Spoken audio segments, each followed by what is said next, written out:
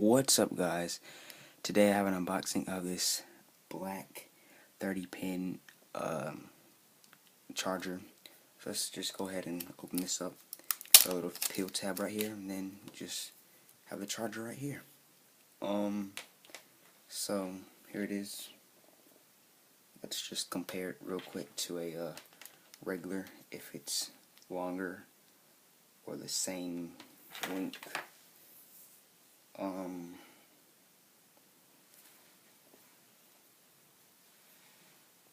Just a little bit shorter, but it's all good, you know. So yeah. Anyways, guys, if you enjoyed the video, got this for like $5. Anyways, guys, if you enjoyed the video, give this video. And if you haven't already subscribed, please subscribe to my YouTube channel, ChrisCam41. The link would be in the description, as well as check out my Dropbox underneath my Twitter to help out this channel. You can really help out. Thank you, and I'll see you next video. Peace.